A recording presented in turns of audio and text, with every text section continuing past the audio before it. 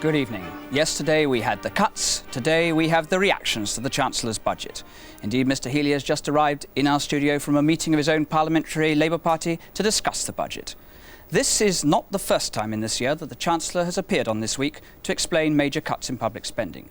In February he was here after announcing cuts of £4,500 million. Another £1,000 million was announced in July, and yesterday came a further £2,500 million. A total of £8,000 million to be cut from public spending over the next 2 years. When the Chancellor appeared on This Week in February, he explained that his package of cuts then had a strategic purpose to shift resources away from the public sector of the economy, from public spending by government, into the private sector, and in particular to private industry. He said that the loss of 1 million jobs from manufacturing industry to government over the last 10 years had been a disaster. And certainly the size of the public sector had risen sharply. In 1960, for instance, it accounted for less than 42% of the nation's total production. By 1970, the economy had grown, but the share taken by public spending had grown even faster, to over 50%. By 1975, it had risen to 60%. The February cuts were designed to reduce that. But yesterday's cuts had a more urgent purpose. Our economy has remained stagnant throughout the year. Unemployment hasn't fallen. Prices have gone on rising. And in the autumn, international confidence in Britain all but collapsed and the pound fell alarmingly. So Mr Healey has cut public spending this time because of the strain that he believes it's putting on the economy directly. For instance, last year's total public spending was £55,000 million. Income tax covered £16,000 million of that.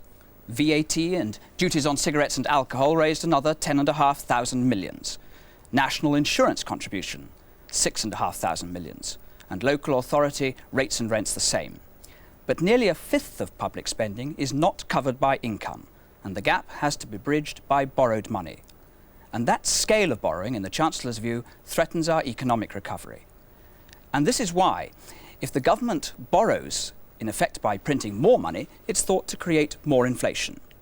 To borrow huge sums from the public's limited supplies of saving forces the government into competition for those funds with private industry.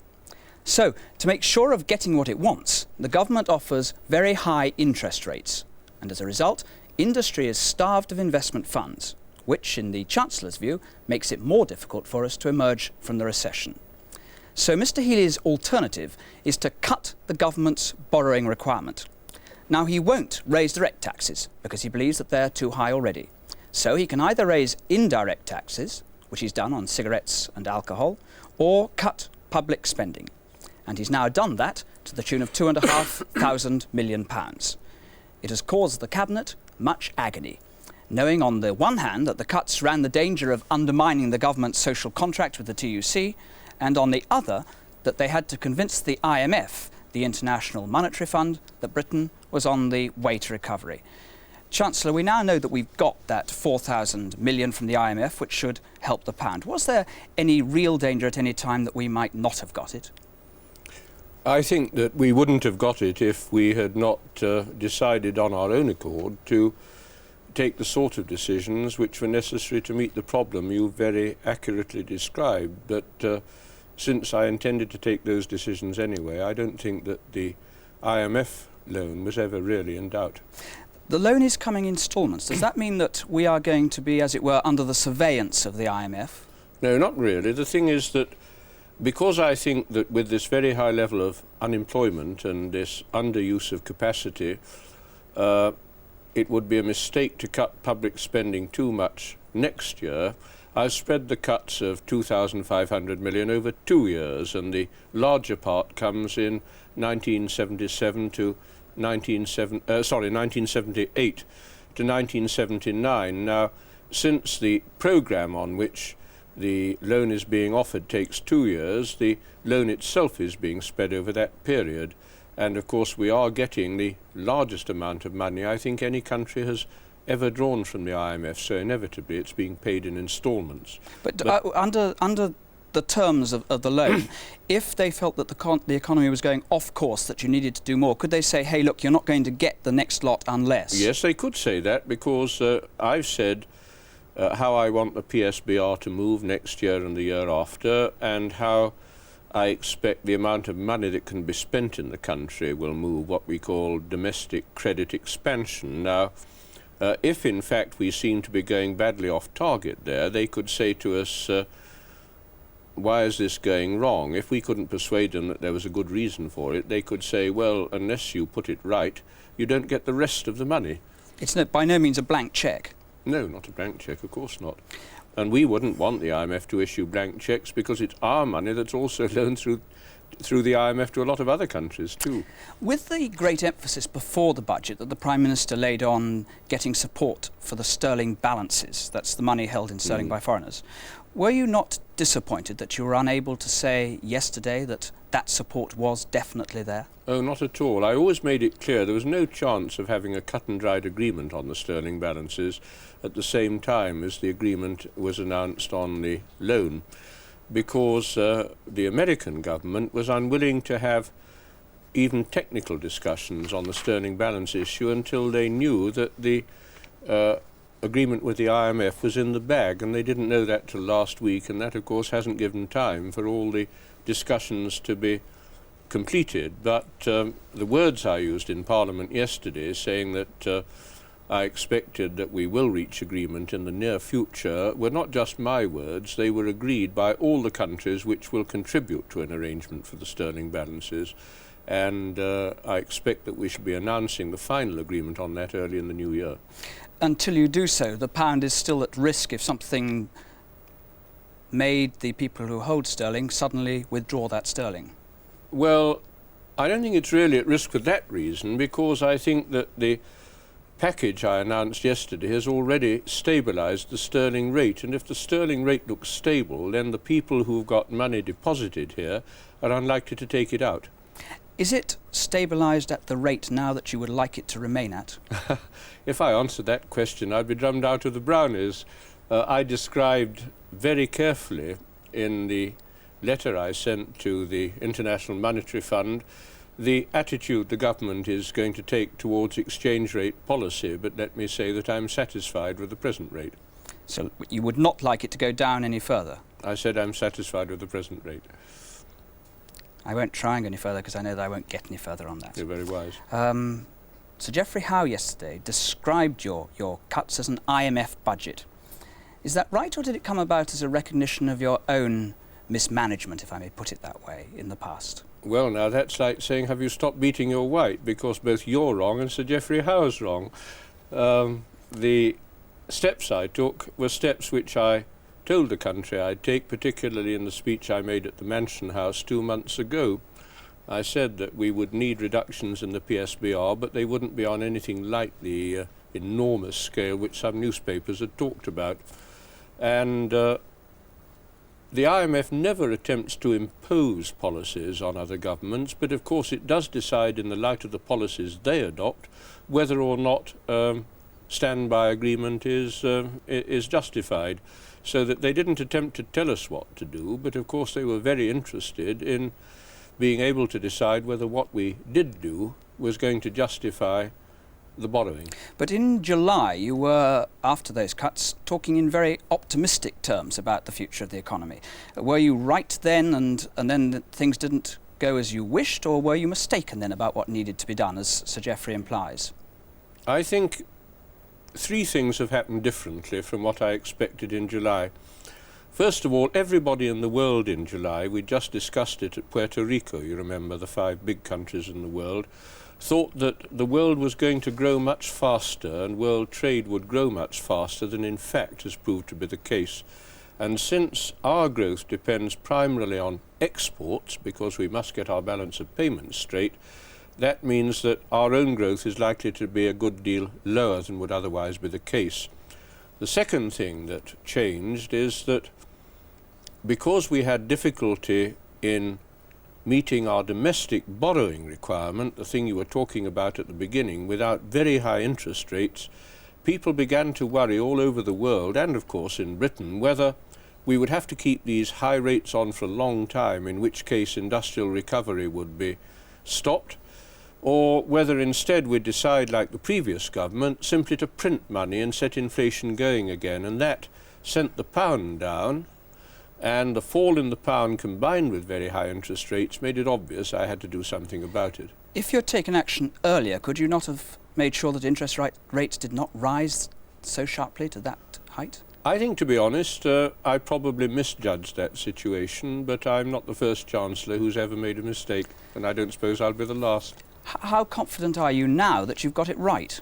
I think the big difference between now and July is that this time not only has the world's leading monetary authority given full support both to our general strategy and to the measures which I took yesterday, but also all the world's strongest economies have done so. You probably read what Mr. Simon said, the American Secretary of the Treasury, about our measures yesterday, that they were excellent, was the word he used.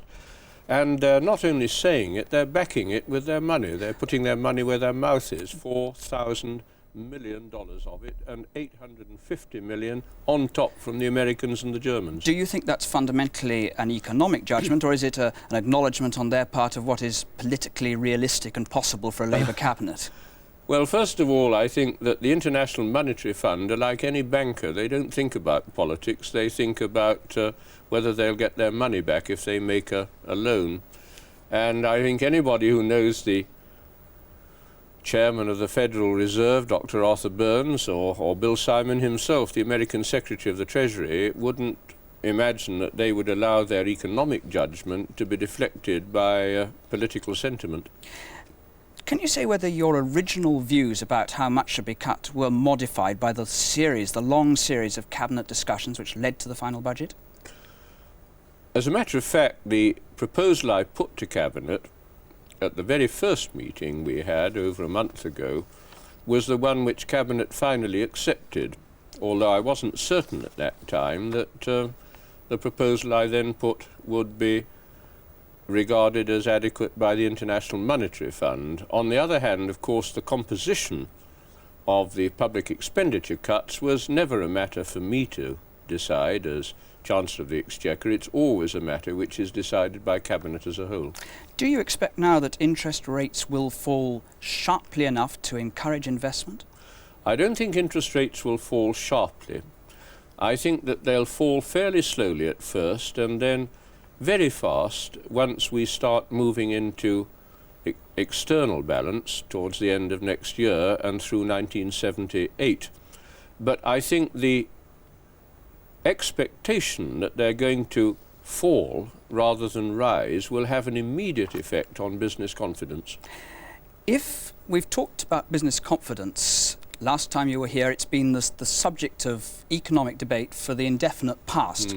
If private industry does not this time respond, if investment does not pick up, do you have to offer private industry yet more, or do you at that stage start to consider alternative strategies that some of your colleagues have pressed upon you? Well, first of all, I think if investment doesn't pick up, the country as a whole is in very, very serious trouble, and I would have to think of ways of dealing with it. Not necessarily what you call the alternative strategy, but it would mean thinking of additional measures to take. But I'm glad to say that in manufacturing industry, which is the thing I'm mainly concerned about, because that's responsible for our exports and for beating foreigners in our domestic market, investments already started picking up. As you know, in manufacturing industry, we had a 2% and then a 3% increase in the last 2 quarters, and the CBI, the Financial Times survey, the government surveys, all expected, even before the package, a substantial pickup next year. If there is not that substantial pickup, what is the alternative strategy that you would be considering? Would you consider control on some imports? Well, with respect, control on imports wouldn't solve the problem of investment in Britain. Our central problem is to improve our industrial performance, and stopping imports coming in would be more likely to make it worse than better. Well, that discourse is much discussed. But what well, would you adopt? So. What Does would you anybody adopt? think that British industry would be more competitive if it had less competition? Can I ask you, because I do want to move on, what the alternatives would be that you would be considering? You can ask me, but I shan't tell you, because no politician in his senses ever discusses hypotheses that he's going to fail. In that case, I will move on. Very wise. We'll break off. I hope to try and assess now some of the contrasting reactions to yesterday's news. We know that the IMF has endorsed the budget, and the pound, reflecting the views of foreign investors, has dropped since the budget by a modest 2 cents. I wonder, Chancellor, could we take the Tories first? They've said that you've done the right thing too late. If you'd done it much earlier, we might have been spared the economic sterling crisis, and you might not even have had to go to the IMF. What is your answer to that charge? Well, I've been trying to find out from Sir Geoffrey Howe and from Mrs. Thatcher and the other extinct volcanoes on the Conservative front bench what precisely they would do to deal with the problem, and they've never given an answer.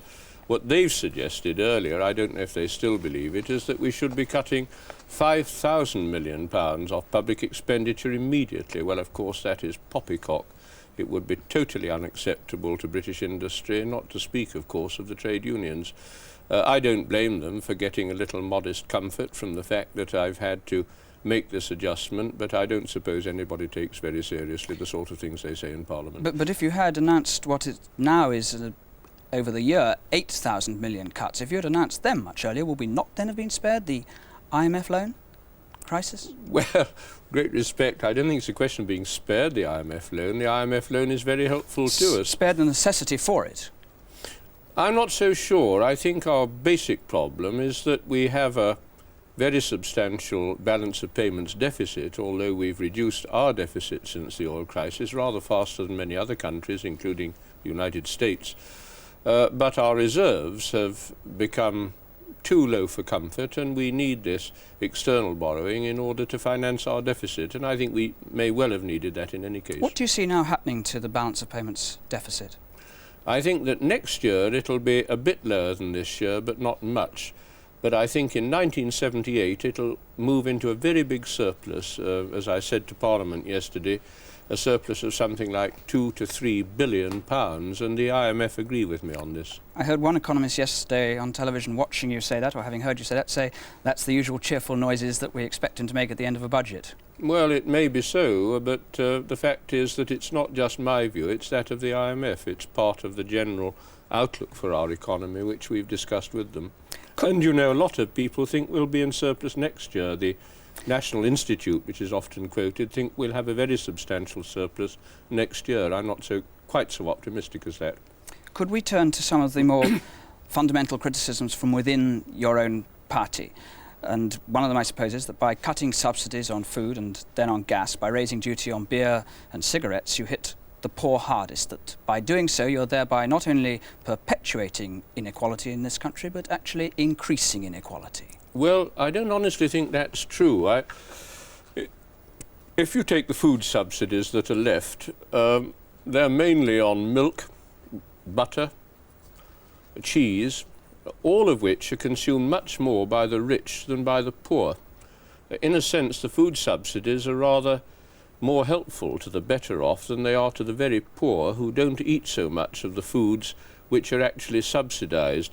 If you take drink and tobacco, they are consumed by everybody. I'm glad to say I'm not a smoker myself, although I do drink.